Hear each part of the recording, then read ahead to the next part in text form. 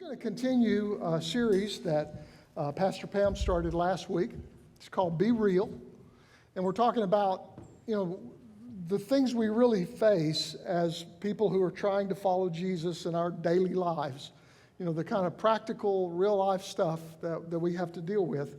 And so this morning, I want to talk to you about the temptation that we face to make excuses when God calls us to do something that's out of our comfort zone, because that's always a real temptation. Now, the text today is Exodus chapter 3 and the first 15 verses, and the story is going to actually go longer than that. It's going to go on into chapter 4, but I'm just going to read these first verses to a very familiar story. Now, Moses was tending the flock of Jethro, his father-in-law, the priest of Midian. And he led the flock to the far side of the wilderness and came to Horeb, the mountain of God. There the angel of the Lord appeared to him in flames of fire from within a bush.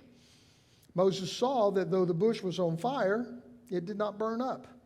So Moses thought, I will go over and see this strange sight, why the bush does not burn up.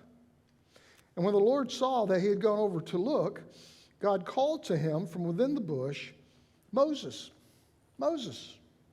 And Moses said, Here I am. Do not come any closer, God said. Take off your sandals, for the place you're standing is holy ground. And then he said, I am the God of your father, the God of Abraham, the God of Isaac, the God of Jacob. At this, Moses hid his face because he was afraid to look at God. And the Lord said, I have indeed seen the misery of my people in Egypt. I have heard them crying out because of their slave drivers, and I am concerned about their suffering. So I have come down to rescue them from the hand of the Egyptians and to bring them up out of that land into a good and spacious land, a land flowing with milk and honey, the home of the Canaanites, Hittites, Amorites, Perizzites, Hivites, and Jebusites, basically all the ites. And now the cry of the Israelites has reached me, and I have seen the way the Egyptians are oppressing them. So now go, I am sending you to Pharaoh to bring my people, the Israelites, out of Egypt. But Moses said to God, Who am I that I should go to Pharaoh and bring the Israelites out of Egypt? And God said, I will be with you. And this will be a sign to you that it is I who have sent you. When you've brought the people out of Egypt, you will worship God on this mountain. And Moses said to God, Suppose I go out to the Israelites and say to them, The God of your fathers has sent me to you, and they ask me, What is his name? What shall I tell them? And God said to Moses, I am who I am. And this is what you're to say to the Israelites, I am has sent me to you. And God also said to Moses, Say to the Israelites, The Lord, the God of your fathers, the God of Abraham, the God of Isaac, and the God of Jacob, has sent me to you. This is my name forever, the name you shall call me from generation to generations. Now, this is a pretty well-known story about Moses and the burning bush. It's a story about how God called Moses to be the deliverer for the nation of Israel and about how he established this relationship with Moses. It was a defining moment in Moses' life. Moses had, long been living out in the desert, working for his father-in-law. He had a family now. He was out shepherding sheep. And the memories of growing up in Pharaoh's palace were just a distant, faded memory by now. And then one day, on this desert mountain, Moses was minding his father-in-law's sheep and his own business, and he looked over and saw a bush, and it looked like it was on fire, except the bush wasn't being consumed. So it was like he could see this fire burning in the bush, but nothing was being consumed. So this was before the invention of gas logs. And so Moses was kind of confused by this. And so he got a little closer to see what was happening. And then out of the flames, God spoke to Moses. And he said, I have heard the cry of the suffering of my people Israel, and I am going to set them free from their slavery. in Egypt. And Moses was probably thinking, well, yeah, God, it's about time. They've been suffering for a long time. They've been praying to you for a long time. So it's about time that you did something. About time you brought them out. It's high time somebody set the Israelites free. But then God said, that's right, Moses, and I'm sending you to do it. And at that point, Moses started making excuses. He said, who am I that I should go to Pharaoh and bring the Israelites out of Egypt? So here's Moses' first excuse. Excuse number one. Couldn't you find someone better qualified than me to do this? I mean, picture the scene. God just told Moses, I'm going to set the Israelites free. I'm going to bring them out of slavery. I'm going to bring them out of captivity. And Moses said, yes, God, that's great. I'm glad to hear you're doing that. And then God said, and you are the one I'm going to send. And after Moses caught his breath, he said, well, God, I mean, I'm honored in all that you would ask me. But you may not know this, but I used to live in Egypt. And things didn't work out there. It's complicated. I left for health reasons. And now, you know, I found this great home out here. I'm married to a great woman. We have this great family. And I work for my father-in-law, who is also a preacher. I mean, it doesn't get any better than that. And, you know, I herd these sheep out in the hot sun in the desert, and I really like it. And, you know, my wife is from here, so she probably isn't going to want to leave. So I'm probably not your best choice. Does that sound familiar to anybody? When God kind of nudges us to do something, and we start coming up with the excuse, you know, God, you know, somebody else could probably do that better than me. I don't think I'm the one that you need to ask to do that. Sometimes when God maybe is nudging you toward a certain ministry, and, you know, God, I'm sure there are people out there who are better at this than me. And listen to God's reply. God said, I will be with you. In other words, God told Moses that it was okay that if he didn't think he had everything he needed for the job, because God was going to be with him. And 1 plus God equals infinity. So he said, don't worry about it. I will be with you, and I will help you. And Moses, I mean, God knew Moses had weaknesses, but he said he'd be there to help him with his weaknesses. And you know, it's sort of like what Jesus told us in the New Testament when he gave us the Great Commission to go out and tell others and make disciples. And then Jesus said, I will be with you. It's the same promise. If you just go out and do this, God said, I will be with you. You won't be doing this alone. And knowing that God goes with us when God calls us to do something, that makes all the difference. So then Moses came up with another excuse. Excuse number 2. Moses said, but I don't know enough about you. Moses said to God, suppose I go to the Israelites and say to them, the God of your fathers has sent me to you, and they ask, what's his name? Then what shall I tell them? Now, God, I would really like to help you out here. But the truth is, I mean, you know this. I haven't really been reading my Bible, and I haven't really been praying and doing the things I need to do. And the fact is, God, I don't know you that well. So how can I go telling other people about you if I don't really know you myself? I mean, you should ask somebody else who knows you better. You should ask somebody who's been to seminary. I mean, they think they know everything. Have you ever tried that one? God, I know that somebody needs to start a group in my neighborhood, and for all the neighbors who don't go to church anywhere. But, yeah, I don't know enough about you to do that. I think maybe you should get someone else. And then God said to Moses, I am who I am. And this is what you're to say to the Israelites, I am has sent me to you. Now, this is an amazing thing happens here, because God actually tells Moses his name. God, the word there is in Hebrew is Yahweh, and it's God's name. And we don't know really how to translate it, so we take a stab at it and translate it as, I am who I am. But it's God's name. It's the first time in the Bible that God reveals his name. Moses said, what am I going to tell him? And God gave him his name.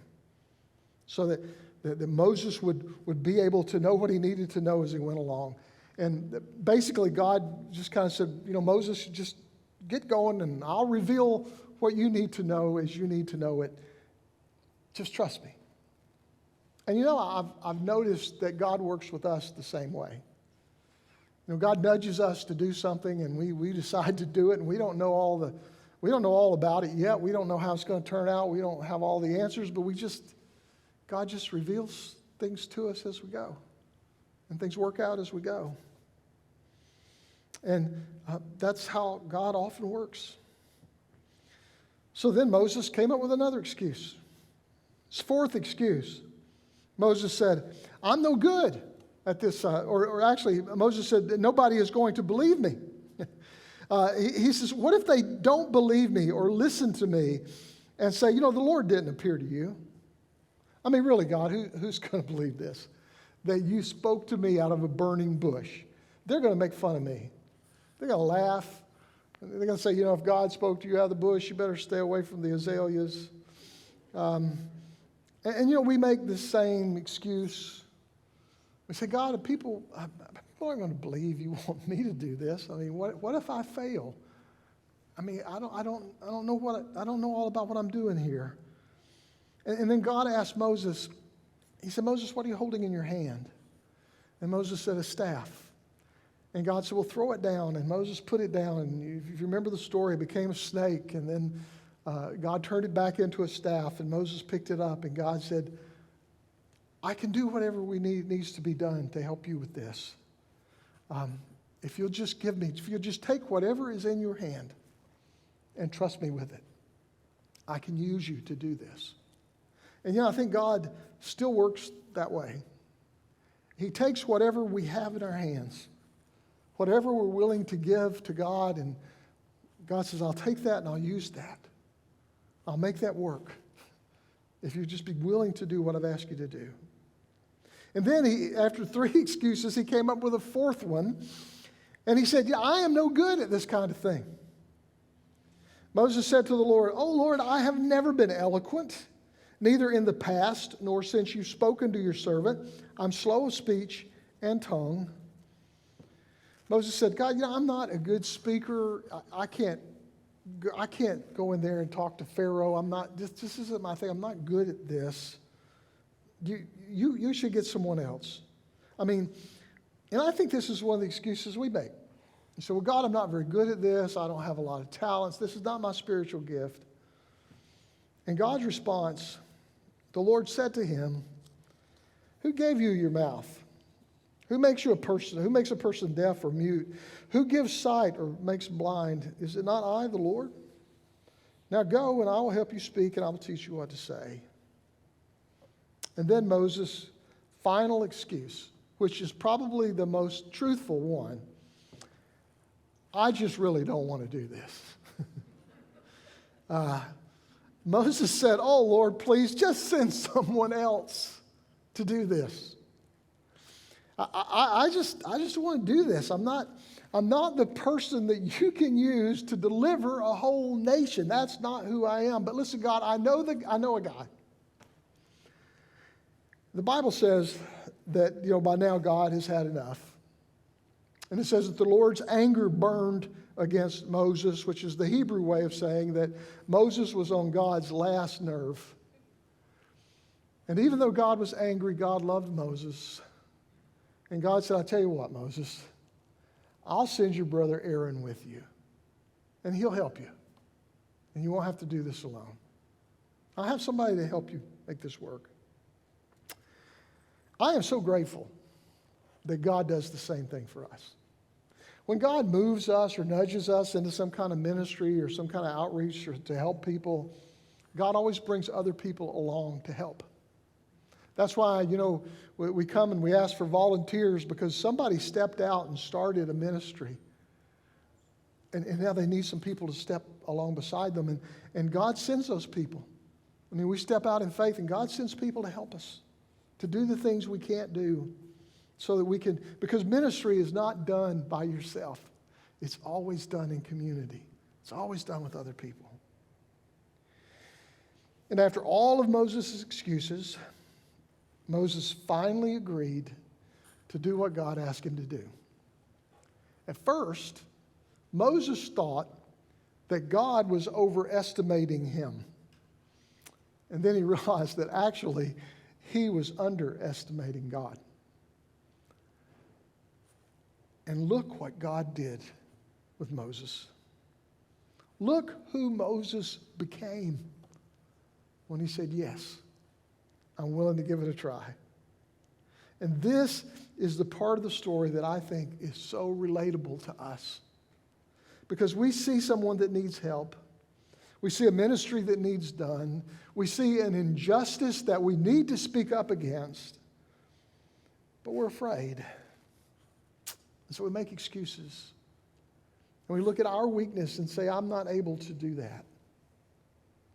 But like Moses, when we say yes to God, God will do more with you than you ever dreamed. More than you ever imagined. Because it's not about our weakness, but it's about God's strength.